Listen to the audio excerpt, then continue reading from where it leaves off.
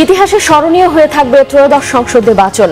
জাতির উদ্দেশ্যে বিদায়ী ভাষণে প্রধান উপদেষ্টা বললেন, জুলাই শহীদদের ভুলে যাওয়া যাবে না। তারেক রহমানের নেতৃত্বে নয়া সরকারের শপথকাল। সংসদ সদস্যদের শপথ 2 দফায়। মন্ত্রী প্রতিমন্ত্রীদের জন্য প্রস্তুত 36টি বাসভবন। ইসলামী আন্দোলনের আমিরের বাসায় তারেক রহমান। সংসদে প্রতিনিধিত্ব করবেন ঢাকা 17 আসনের।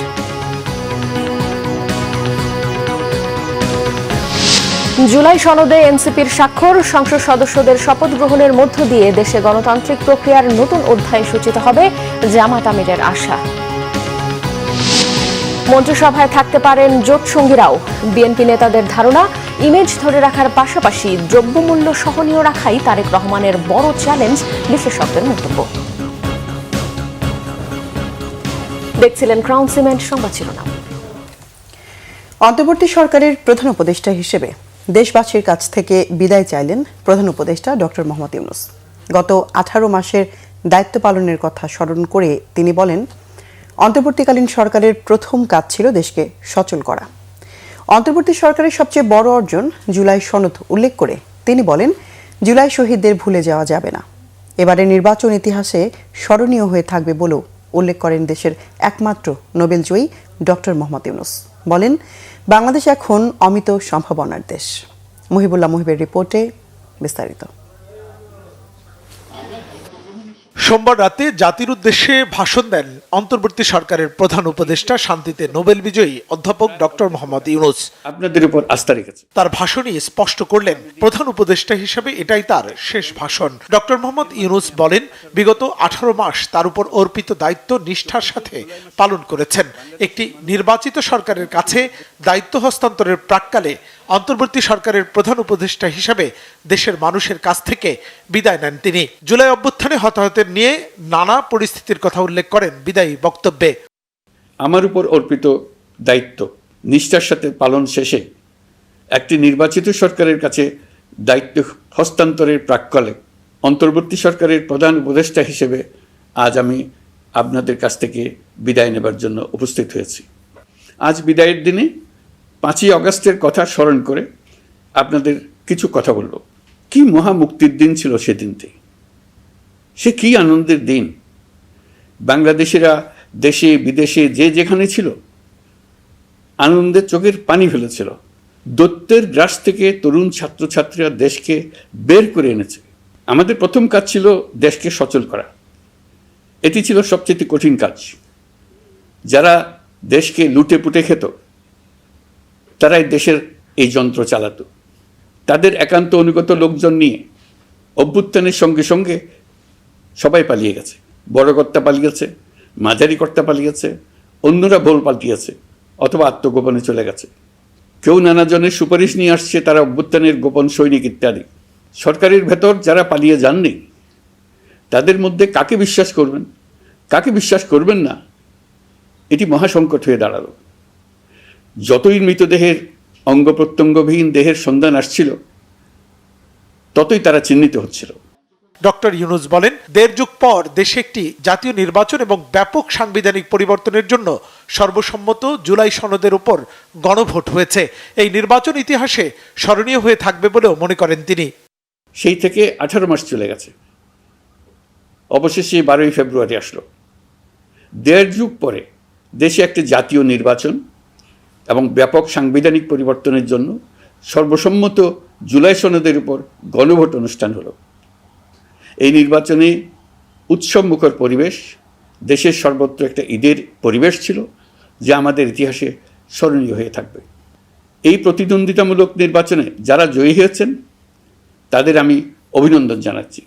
যারা পরাজিত হয়েছেন তাদেরকেও আমি অভিনন্দন জানাচ্ছি। হার জিতেই হলো গণতন্ত্রের সৌন্দর্য। আগামী সরকারের কাছে প্রত্যাশার কথা তুলে ধরেন ডক্টর মোহাম্মদ ইউনূস। ফ্যাসিস্ট সরকারের 16 বছরের নিপীড়ন ও জুলাইয়ের রক্তাক্ত স্মৃতি এখনও আমাদের মাঝে তাজা হয়ে আছে। যারা ভয়াবহ নিপীড়ন ও নির্যাতন চালিয়েছে তাদের বিচার করা এবং যেন আর কেউ এই ধরনের দুঃশাসন কায়েম করতে না পারে সেটা নিশ্চিত করা আমাদের গুরু দায়িত্ব।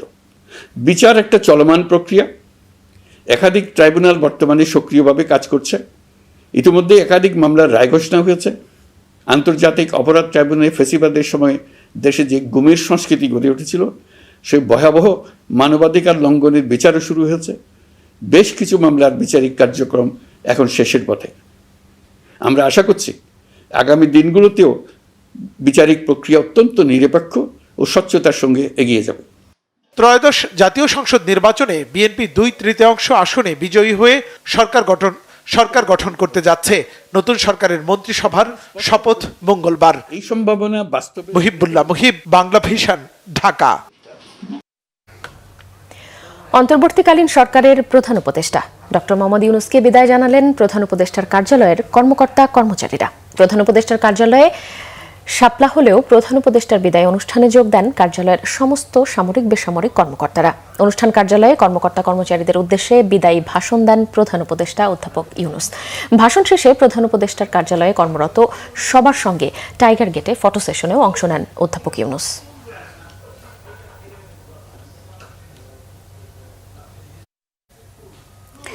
জাতীয় সংসদ নির্বাচনের সময় সেনাবাহিনীর সহযোগিতার জন্য সেনাপ্রধানকে আন্তরিক ধন্যবাদ জানিয়েছেন প্রধান উপদেষ্টা প্রফেসর মোহাম্মদ ইউনূস। সোমবার সকালে বাংলাদেশ সেনাবাহিনীর প্রধান জেনারেল ওয়াকারুজ্জামান প্রধান উপদেষ্টা প্রফেসর মোহাম্মদ ইউনূসের সঙ্গে বিদায়ী সাক্ষাৎ করেন। তেজগাঁওস্থ প্রধান উপদেষ্টা কার্যালয়ে এই সৌজন্য সাক্ষাতে তারা পারস্পরিক শুভেচ্ছা বিনিময় করেন। দায়িত্বকালীন বিভিন্ন বিষয়ে সংক্ষিপ্ত আলোচনাও করেন। প্রধান উপদেষ্টা তার দায়িত্ব পালনকালে বিশেষ করে জাতীয় সংসদ নির্বাচনের সময় সেনাবাহিনীর সহযোগিতার জন্য সেনাপ্রধানকে আন্তরিক ধন্যবাদ জানান ও কৃতজ্ঞতা প্রকাশ করেন। কাল জাতীয় সংসদ ভবনে শপথ নিচ্ছেন আইনসভার 297 জন নির্বাচিত জনপ্রতিনিধি। নবনির্বাচিত সংসদ সদস্য ও মন্ত্রিপরিষদের শপথ অনুষ্ঠান ঘিরে কর্মব্যস্ত সংসদ সচিবালয়। নতুন সরকারের মন্ত্রিসভায় জন আকাঙ্ক্ষার বাস্তবায়ন ঘটবে, তবে এর পরিসর ছোট হতে চলেছে বলেছেন সংশ্লিষ্টরা। তবে সরকার প্রধানের বাসভবন কোথায় হবে সেই প্রশ্ন রয়ে গেছে। দলীয় সূত্র বলছে সরকার প্রধানের দায়িত্ব গ্রহণের পর তারেক রহমান আপাতত গুলশানেই থাকছেন। নাবিল জাহাঙ্গীরের রিপোর্ট, ক্যামেরায় জামাল উদ্দিন।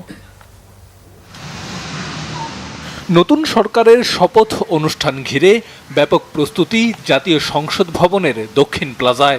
দীর্ঘদিনের প্রথা ভেঙে বঙ্গভবনের বদলে এবার এখানেই শপথ নেবেন নবনির্বাচিত সংসদ সদস্য এবং নতুন সরকারের মন্ত্রীরা।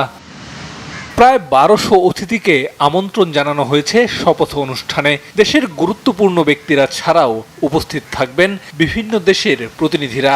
সকালে শপথ পড়ানো হবে ত্রয়োদশ জাতীয় সংসদ নির্বাচনে বিজয়ী সংসদ সদস্যদের, আর বিকালে শপথ নেবেন মন্ত্রিপরিষদের সদস্যরা।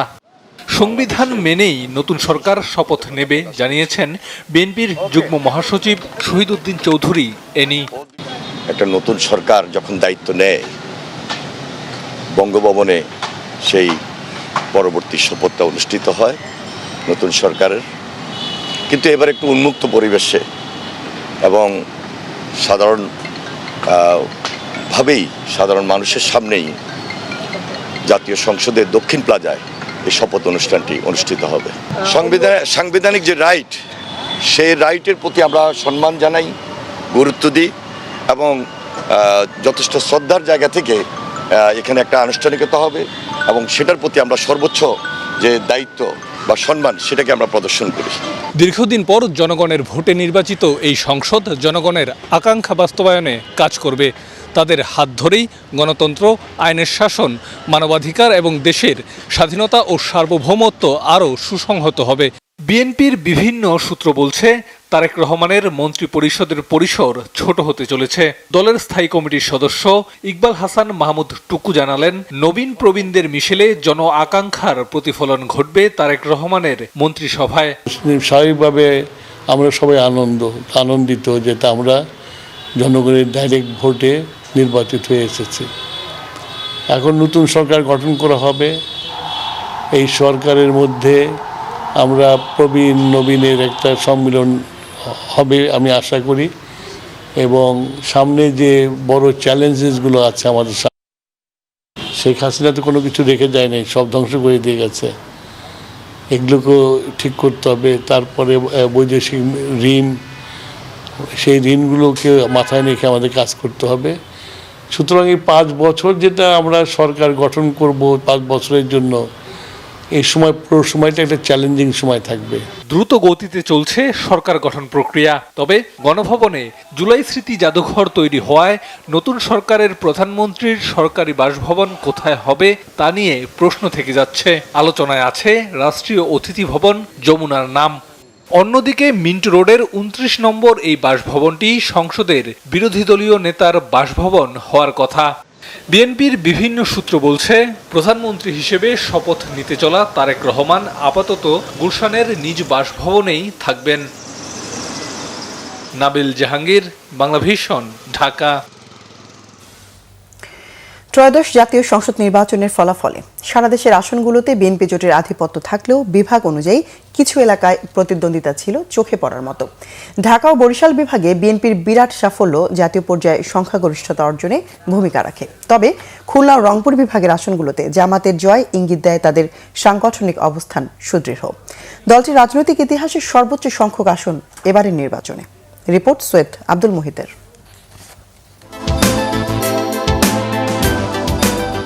বহুল প্রতীক্ষিত ত্রয়োদশ জাতীয় সংসদ নির্বাচনে ভোটার ছিল ১২ কোটি ৭৭ লাখের বেশি।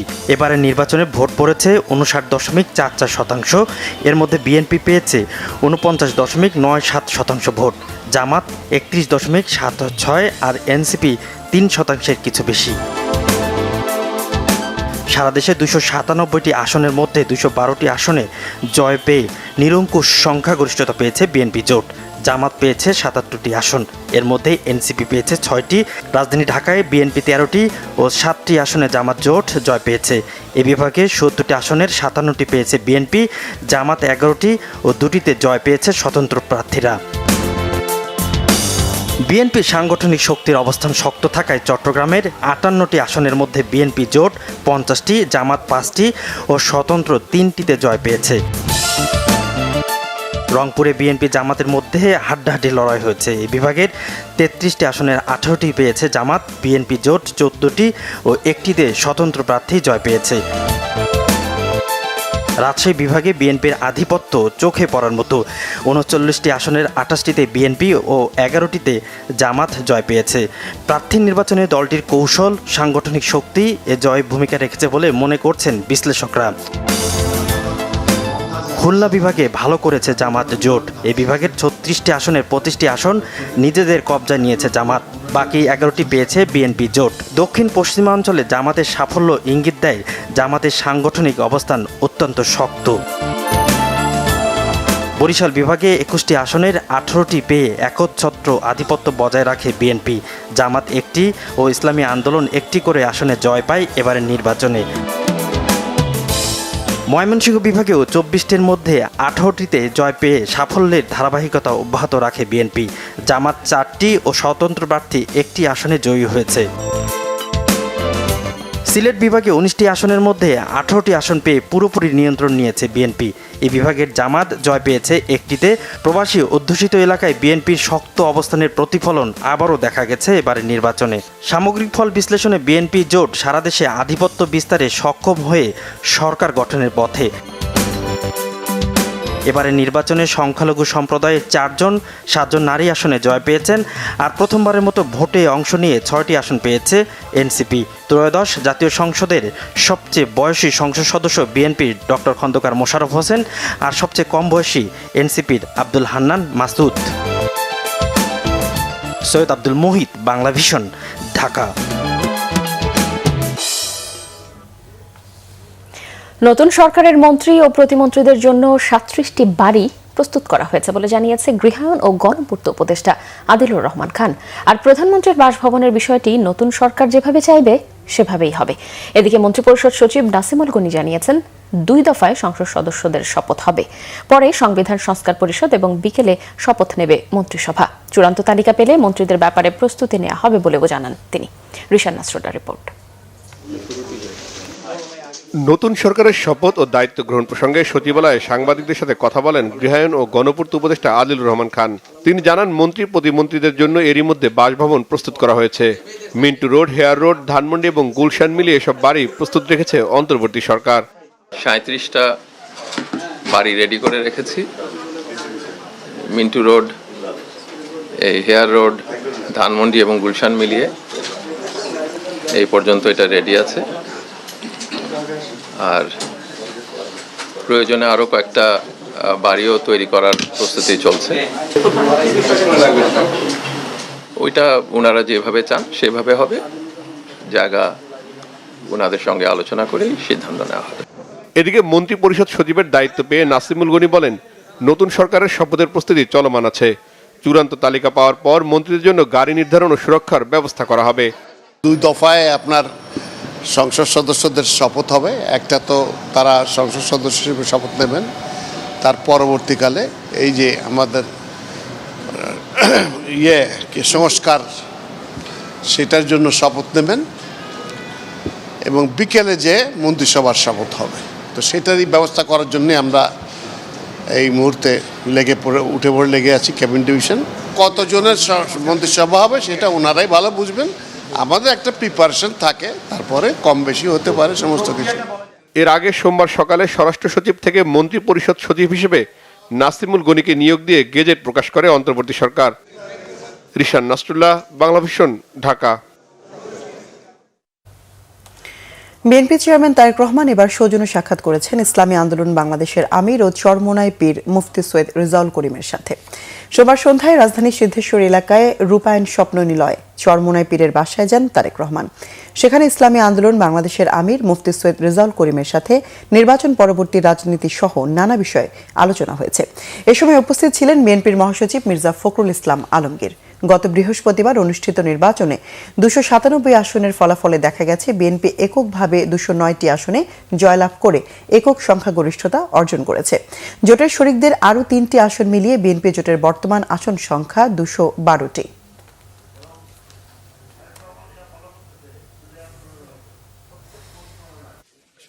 আগামী দিনে তিনি শপথ নেবেন প্রধানমন্ত্রী হিসাবে। আমরা মনে করি তিনি যে আন্তরিকতার পরিচয় দিয়েছেন, তিনি আমাদের নেতা পীর সাহেব চরমোনাইয়ের সঙ্গে দেখা করতে এসেছেন এবং আগামীতে দেশ গঠনে ইনি সহযোগিতা চেয়েছেন। আমাদের নেতা পীর সাহেব চরমোনাই তিনিও বলেছেন, আপনারা ভালো কাজ করলে আমরা অবশ্যই পাশে থাকব। তবে যদি জনবিরোধী কোনো কাজ করেন, দেশ বিরোধী কোনো কাজ করেন, ইসলাম বিরোধী কোনো উদ্যোগ নেন, তাহলে কিন্তু আমরা যথাযথভাবে এর প্রতিবাদও করব। তিনি তা স্বাগত জানিয়েছেন। তিনি বলেছেন অবশ্যই রাজনৈতিক দলগুলো স্বাধীনভাবে রাজনীতি করবে, তবে প্রতিবাদ করার আগে, আন্দোলন করার আগে আমাদেরকে আলাপ আলোচনা চালিয়ে যেতে হবে। আমরা বলেছি অবশ্যই আমরা একটি নিয়মতান্ত্রিক রাজনৈতিক দল, আমরা অবশ্যই গঠনমূলক রাজনীতি করব। সংসদ সদস্য হিসেবে শপথ নেয়ার আগে ঢাকা 17 আসন রেখে বগুড়া 6 আসন ছেড়ে দিয়ে নির্বাচন কমিশনে চিঠি দিয়েছেন বিএনপি চেয়ারম্যান তারেক রহমান। সোমবার বিএনপির চেয়ারম্যান স্বাক্ষরিত এই সংক্রান্ত একটি চিঠি প্রধান নির্বাচন কমিশনারের কাছে জমা দেওয়া হয়েছে বলে জানিয়েছে নির্বাচন কমিশনারের সিনিয়র সচিব আখতার আহমেদ। আইন অনুযায়ী কোনো ব্যক্তি 2টি আসনে নির্বাচিত হওয়ার পর নির্ধারিত সময়ের মধ্যে একটি আসন রেখে বাকি আসন লিখিতভাবে ছেড়ে দিতে হবে। জাতীয় সংসদ নির্বাচনে বগুড়া 6 আসন থেকে বিপুল ভোটে জয়ী হয়েছিলেন বিএনপির চেয়ারম্যান তারেক রহমান।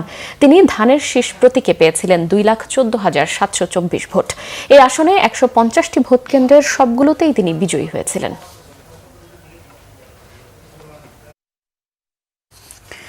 অবশেষে জুলাই সনদে স্বাক্ষর করেছে জাতীয় নাগরিক পার্টি এনসিপি। সন্ধ্যায় রাষ্ট্রীয় অতিথি ভবন যমুনায় প্রধান উপদেষ্টার সামনে এনসিপির আহ্বায়ক নাহিদ ইসলামের নেতৃত্বে 6 সদস্যের প্রতিনিধি দল জুলাই সনদে স্বাক্ষর করে। এনসিপির সদস্য সচিব আখতার হোসেন জানান, অন্তর্বর্তীকালীন সরকারের অনুরোধে সরকারের শেষ দিনে সনদে স্বাক্ষর করে এনসিপি। জুলাই আদেশের মাধ্যমে আগে এর আইনি ভিত্তি তৈরি হয়েছে। কোনো রকম নোট অফ ডিসেন্ট ছাড়া বাস্তবায়নের শর্তে এনসিপি জুলাই সনদে স্বাক্ষর করেছে বলেও জানান নাহিদ ইসলাম। তবে ঐক্যমত্য কমিশনের নতুন সংবিধানের যে দাবি এনসিপির ছিল, সব রাজনৈতিক দলের মতামতের প্রতি সম্মান রেখে সেখান থেকে সরে সংস্কারকে মেনে নিয়েছে এনসিপি। জুলাই জাতীয় সনদ বাস্তবায়নের স্বার্থে আমাদের স্বাক্ষর করা প্রয়োজন, আমরা সেই উদ্দেশ্যে স্বাক্ষর করেছি এবং স্বাক্ষরে আমাদের যেটা কমেন্ট আমরা রেখেছি যে আমরা কোনো নোট অফ ডিসেন্ট এটা ব্যতিরেকে আমরা স্বাক্ষর করেছি এবং গণভোটের গণরায় পূর্ণাঙ্গ বাস্তবায়ন হবে এই সাপেক্ষে। সংসদ সদস্যদের শপথ গ্রহণের মধ্য দিয়ে দেশের গণতান্ত্রিক প্রক্রিয়ায় নতুন অধ্যায় সূচিত হবে বলেছেন জামায়াতে ইসলামের আমির ডক্টর শফিকুর রহমান। সোমবার সন্ধ্যায় রাজধানীর মগবাজারে আল-ফালাহ মিলনায়তনে জামাতের নবনির্বাচিত সংসদ সদস্যদের সাথে এক মতবিনিময় সভায় তিনি একথা বলেন। এ সময় জামাতের আমির আরও বলেছেন, সরকার চাইলে প্রতিটি ক্ষেত্রে সহযোগিতা করতে প্রস্তুত জামাত, তবে জুলাই আকাঙ্ক্ষা বাস্তবায়নে সোচ্চার থাকবেন তারা। বলেন, সংসদে গণতন্ত্রের নতুন সূচনা হবে বাংলাদেশে। এ সময় সংসদে জনগণের কথা বলে গণতন্ত্র প্রাণবন্ত করার প্রত্যাশাও জানান জামাত আমির।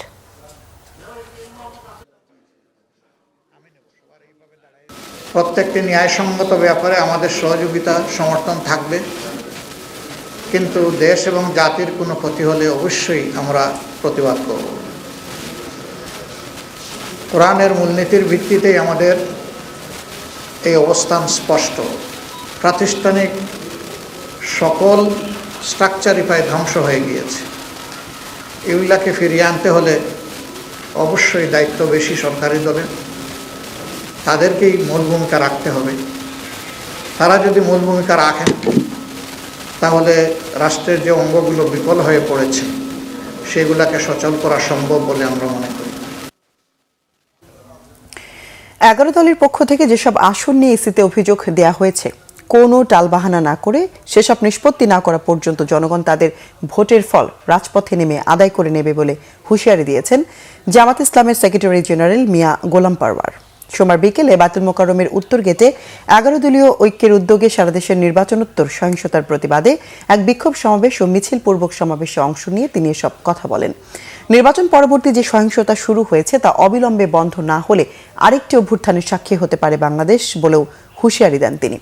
এ সময় বাংলাদেশ খেলাফত মজলিসের আমির মামুনুল হক বলেন, প্রহসনের ফলাফলের পর সারা দেশে 11 দলীয় নেতাকর্মীদের উপর জুলুম করছে সাবেক মজলুম দল। এটি বন্ধ না হলে করুণ পরিণতি ভোগ করতে হবে বলেও হুঁশিয়ারি দেন তিনি। সঠিক তদন্তের মাধ্যমে জনগণের ব্যালটের অধিকার যদি ফিরিয়ে না দেন, বাংলার মানুষ জোর করে তাদের অধিকার কেড়ে নেবে ইনশাআল্লাহ।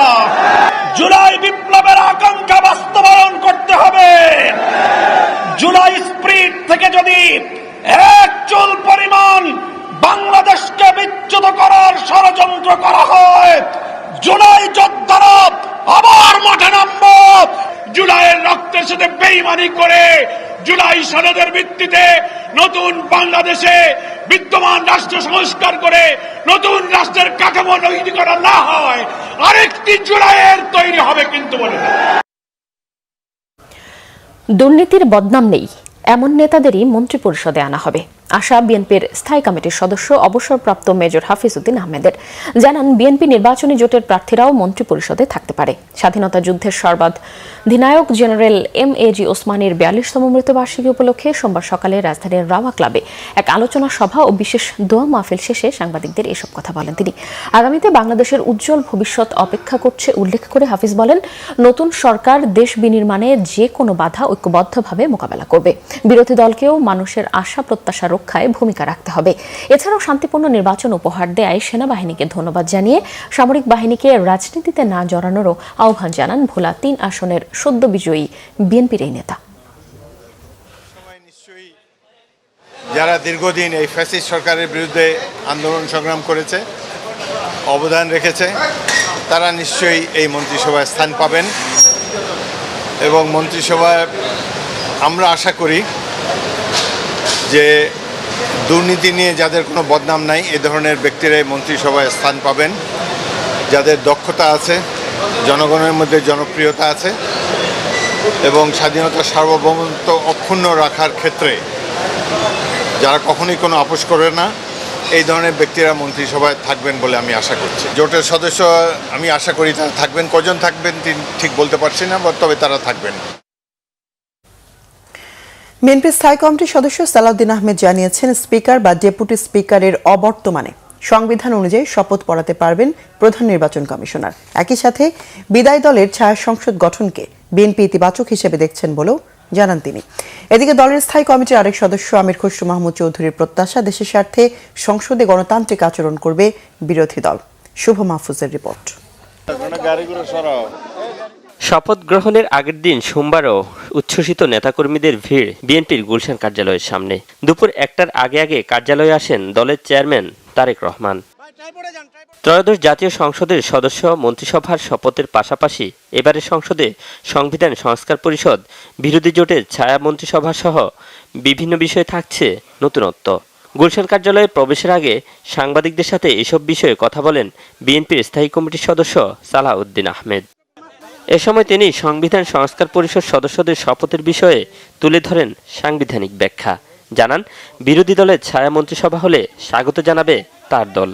এটাও সাংবিধানিকভাবে স্পিকার অথবা ডেপুটি স্পিকার অ্যাভেলেবেল না থাকলে বা তারা অপারগ হলে বা তাদের মনোনীত প্রতিনিধি যদি না থাকে, সেই ক্ষেত্রে দ্বিতীয় অপশন হচ্ছে প্রধান নির্বাচন কমিশনার শপথ পাঠ করাবেন। সেই হিসাবে আগামীকালকে সকাল 10টায় জাতীয় সংসদে নির্বাচিত সদস্যদের শপথ গ্রহণ অনুষ্ঠিত হবে। এইটা প্রধান নির্বাচন কমিশনের সাংবিধানিক এখতিয়ার আছে। এর বাইরে কি বললেন, সংবিধান সংস্কার পরিষদ, এটা যদি কনস্টিটিউশনে ধারণ করা হয়, সেই মর্মে অ্যামেন্ডমেন্ট হয় এবং সেই শপথ পরিচালনার জন্য সংবিধানের তৃতীয় তফসিলে ফরম হয়, কে শপথ পাঠ করাবেন সেটা নির্ধারিত হয়, এতগুলো হয়ের পরে তারপরে হলে হতে পারে। এদিকে দলের স্থায়ী কমিটির আরেক সদস্য আমির খসরু মাহমুদ চৌধুরী জানান, গণতান্ত্রিক পরিবেশ বজায় রেখেই সংসদে বিরোধী দলের ভূমিকা থাকবে। একটা গণতান্ত্রিক দেশে বিরোধী দলের আচরণ কি হবে, সেটা তো একটি গণতান্ত্রিক পরিবেশ বজায় রাখার জন্য, সেটা তো সবার জানা, সেটা নতুন করে বলার কিছু নেই। আগামী সরকারের জন্য সবকিছুতে অনেক বড় চ্যালেঞ্জ, সবকিছু মাথায় রেখে আমাদের আগামী দিনে কাজ করতে হবে এবং আমরা চাই যে ঐক্যবদ্ধভাবে দেশটাকে সামনের দিকে এগিয়ে নিয়ে যাওয়ার জন্য। মন্ত্রীদের মধ্যে কে কি দায়িত্ব পাচ্ছেন এই বিষয়ে এখনো কোনো তথ্য জানা নেই বলেও জানান আমির খসরু মাহমুদ। শুভ মাহফুজ, বাংলা ভিশন, ঢাকা। নির্বাচনী প্রচারে তৈরি হওয়া ইমেজ ধরে রাখাই বিএনপি চেয়ারম্যান তারেক রহমানের মূল চ্যালেঞ্জ বলেছেন রাজনৈতিক বিশ্লেষকরা। তাদের মতে দেশ পরিচালনার পাশাপাশি আসন্ন রমজানে দ্রব্যমূল্য সহনীয় রাখতে স্বল্প, মধ্য ও দীর্ঘমেয়াদী বিভিন্ন চ্যালেঞ্জ মোকাবেলা করাই হবে তার জরুরি কাজ। পাশাপাশি নতুন বাংলাদেশ গড়তে নিয়ন্ত্রণ করতে হবে তার দলকে। আহমেদ সরওয়ারের রিপোর্ট। ত্রয়োদশ জাতীয় সংসদ নির্বাচনে নিরঙ্কুশ সংখ্যাগরিষ্ঠতা লাভের পর দলীয় চেয়ারম্যান তারেক রহমানের নেতৃত্বে চলছে বিএনপির সরকার গঠনের প্রস্তুতি। নির্বাচনে বিজয়ের পর জনাকীর্ণ সংবাদ সম্মেলনেও দেশ পুনর্গঠনে দলমত নির্বিশেষে সবার সহযোগিতা চান তিনি। নতুন সরকারের দায়িত্ব নেয়ার পর তারেক রহমানের সামনে বেশ কিছু কঠিন চ্যালেঞ্জ দেখছেন রাজনৈতিক বিশ্লেষকরা। বলছেন, তাকে বেশি নজর দিতে হবে দীর্ঘদিনের ভঙ্গুর অর্থনীতি ও নাজুক আইনশৃঙ্খলা পরিস্থিতির দিকে। আমি মনে করি 3 ধরনের চ্যালেঞ্জ আছে। একটা ইমিডিয়েট চ্যালেঞ্জ, একটা একটু মধ্যমেয়াদী, একটা একটু লঙ্গার টার্ম, ওনাদের 5 বছর মেয়াদের কথা যদি ধরি। ইমিডিয়েট চ্যালেঞ্জ হলো সরকার ক্ষমতা নেওয়ার 2-1 দিনের মধ্যেই কিন্তু পবিত্র রমজান শুরু হচ্ছে। এই রমজানকে ঘিরে এই দেশে পণ্য মূল্যের সরবরাহ এবং দাম নিয়ে সাধারণ মানুষের কষ্টের যে বিতিকিচ্ছিরি কাণ্ড আমরা যুগের পর যুগ দেখে আসছি, সেটা পুনরাবৃত্তি আপনার রোধ করাটাই ওনার সবচেয়ে বড় চ্যালেঞ্জ। এখানে ওনাকে অত্যন্ত কঠিন হতে হবে। সাংবাদিক বলেছেন যে এত সিট পেয়েছেন, আপনার কি ইলেকশন ইঞ্জিনিয়ারিং করেছেন? ওনার উত্তরটা ছিল কি, আমাদের ইঞ্জিনিয়ারিং ছিল জনগণের কনভিন্স করা। এখন ওনার সবচেয়ে বড় চ্যালেঞ্জ হলো জনগণের এই সন্তুষ্টিকে ধরে রাখার ইঞ্জিনিয়ারিংটাকে আপনার বাস্তবায়ন করা। দীর্ঘমেয়াদ হলো অর্থনীতির অত্যন্ত ইম্পর্টেন্ট। অর্থনৈতিক চাকা, ব্যবসায়ের চাকা, শিল্পের চাকা কিন্তু অলমোস্ট স্থবির, থেমে গেছে। এইটাকে অনতিবিলম্বে চালু করা, উদ্যোগগুলি নেওয়া, ব্যবস্থাগুলি নেওয়া, এটা আরেকটা চ্যালেঞ্জ। মোবোক্রেসি বলে আমাদের একটা নতুনভাবে যুক্ত হয়েছে, যেটি মানুষকে একটা আতঙ্কের মধ্যে রেখেছে। তারেক রহমানের নেতৃত্বে যে সরকার গঠিত হবে, প্রথম তাদের যে চ্যালেঞ্জটা হবে সেটা হলো যে আইন শৃঙ্খলার পরিস্থিতির উন্নয়নের মধ্য দিয়ে মানুষের জানমালের নিরাপত্তা নিশ্চিতকরণ। ভবিষ্যৎ কর্মপরিকল্পনার কথা বলেছেন, মানুষের সামনে অনেক আশাবাদ তারা তৈরি করেছেন এবং সেই আশাবাদের মধ্যে মানে মানুষের সামাজিক সুরক্ষার প্রসঙ্গ সহ অনেক বিষয় এগুলো আছে। তো সেইগুলো বাস্তবায়ন করার জন্য আমাদের দেশে যে অর্থনৈতিক সক্ষমতার দরকার, সেটি কিন্তু বাংলাদেশের এই মুহূর্তে আছে বলে আমরা মনে করি না। এই ভঙ্গুর অর্থনীতিটাকে নিয়ে এটাকে আবার একটা পুনর্গঠনের মধ্য দিয়ে তার নির্বাচনী প্রতিশ্রুতিগুলো বাস্তবায়ন করা, সেটা একটা বড় চ্যালেঞ্জ এবং এই চ্যালেঞ্জ তাকে মোকাবেলা করতে হবে। পুরো নির্বাচনী প্রচারে তারেক রহমানের বিশেষ ইমেজ গড়ে ওঠে জনগণের মাঝে। রাজনৈতিক বিশ্লেষকরা মনে করেন 5 আগস্টের পর বিএনপির বিরুদ্ধে যেসব অভিযোগ উঠেছে তা ভেঙে নিজের এবং দলের ভাবমূর্তি গড়ে তুলতে কঠোর হতে হবে তারেক রহমানকে।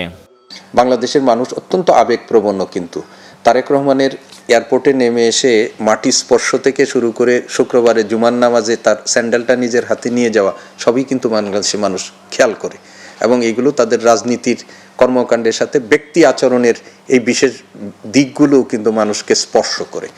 ফলে তারেক রহমান যে ইতিবাচক ইমেজ জনগণের সামনে ইতিমধ্যে তুলে ধরেছেন বা তুলে ধরার চেষ্টা করছেন, এটা প্রধানমন্ত্রী হিসাবেও তাকে অব্যাহত রাখতে হবে। আগে বলেছি ওনাকে নির্মোহ হতে হবে, একদম নির্মোহ। ওনাকে ওনার অঞ্চল দল সব ভুলে যেতে হবে। উনি দেশের প্রধানমন্ত্রী, উনি বাংলাদেশের প্রধানমন্ত্রী, উনি 18 কোটি লোকের প্রধানমন্ত্রী।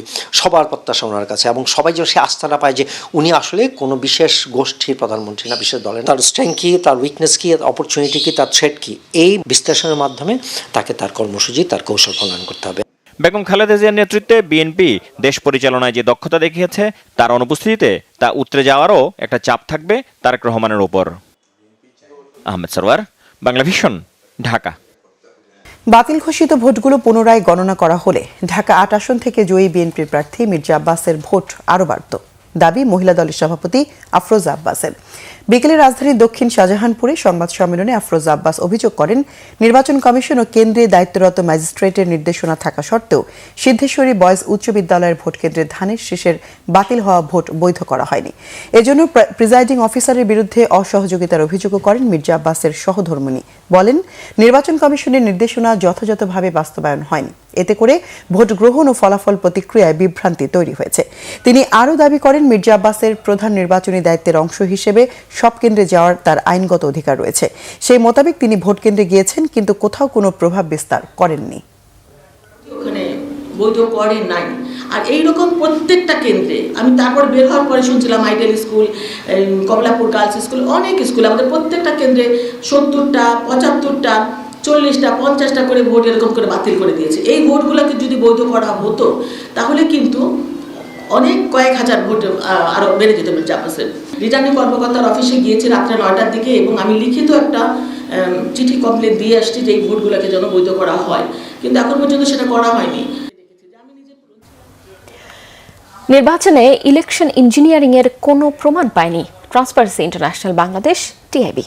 তবে 70টি আসনের মধ্যে 21% আসনে এক বা একাধিক জাল ভোটের অভিযোগ পেয়েছে দুর্নীতি বিরোধী এই সংগঠন।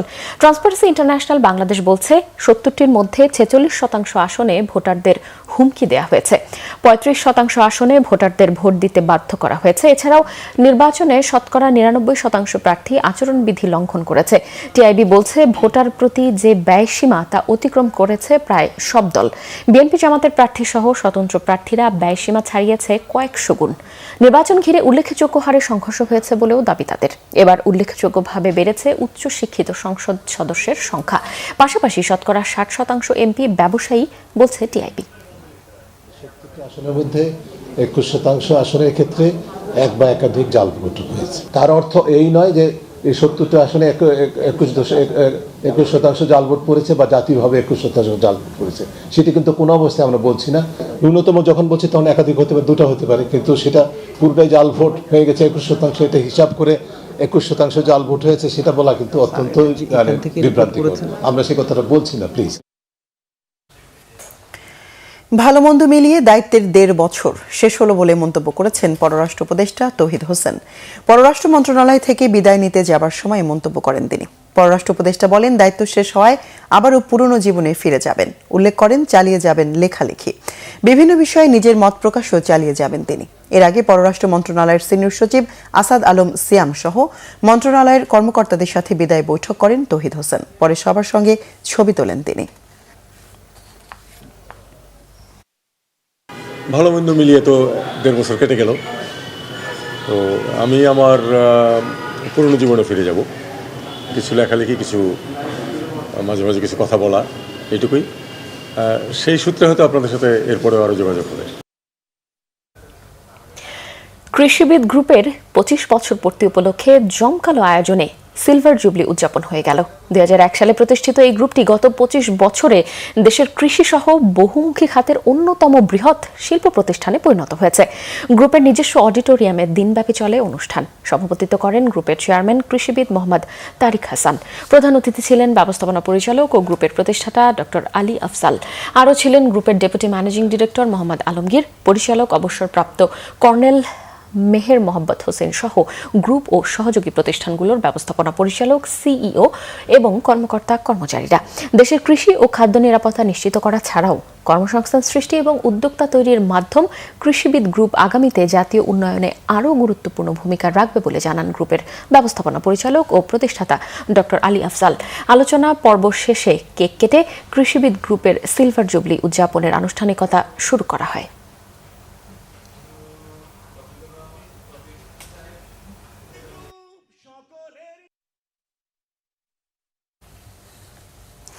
এবার দেশের আরো কিছু খবর নিয়ে দেখুন একটি ডেস্ক রিপোর্ট। নির্বাচনে জিতেই গোপালগঞ্জের টুঙ্গিপাড়ায় ভ্যান চালকদের কাছ থেকে টোল তোলা বন্ধ করেছেন গোপালগঞ্জ 3 আসনের সংসদ সদস্য SM জিলানী।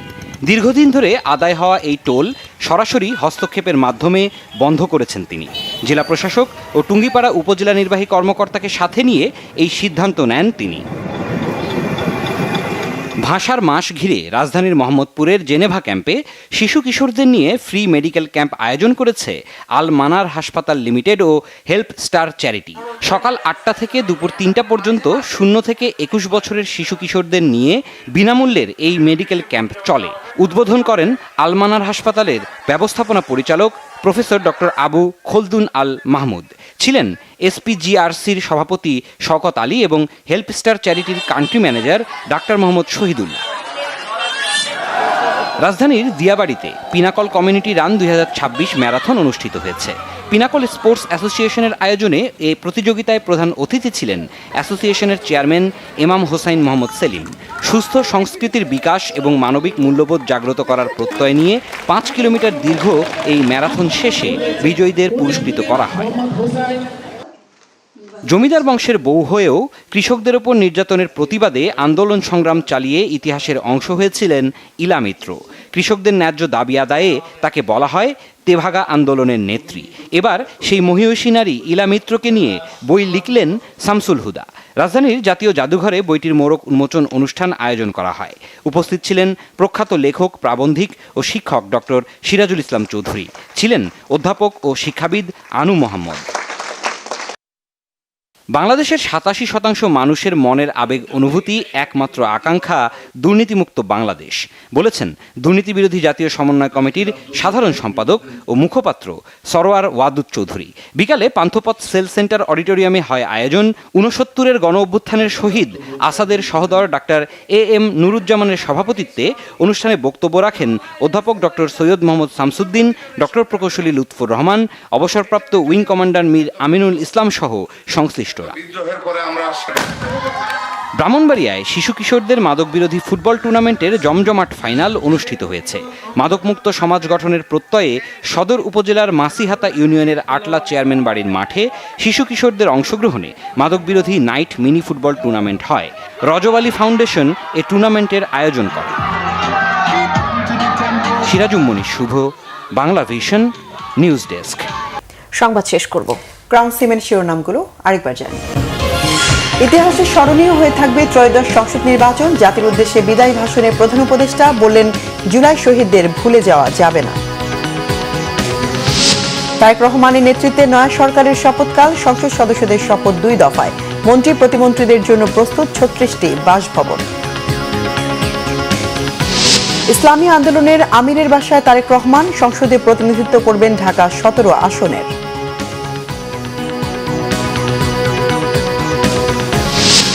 জুলাই সনদে এনসিপির স্বাক্ষর। সংসদ সদস্যদের শপথ গ্রহণের মধ্য দিয়ে দেশের গণতান্ত্রিক প্রক্রিয়ায় নতুন অধ্যায় সূচিত হবে, জামাত আমিরের আশা।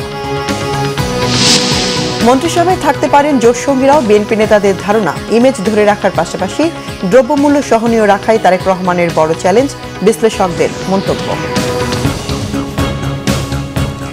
দর্শক, এ ছিল এখনকার মতো। পরের সংবাদ রাত 1টায় দেখার আমন্ত্রণ রইল। এছাড়াও বাংলাভিশন সংবাদ ও সংবাদ সংশ্লিষ্ট অনুষ্ঠান দেখতে ভিজিট করুন www.bbnews24.com ও facebook.com/বাংলাভিশন নিউজে এবং সাবস্ক্রাইব করুন youtube.com/বাংলাভিশন নিউজে। এতক্ষণ সঙ্গে থাকায় ধন্যবাদ। শুভরাত্রি।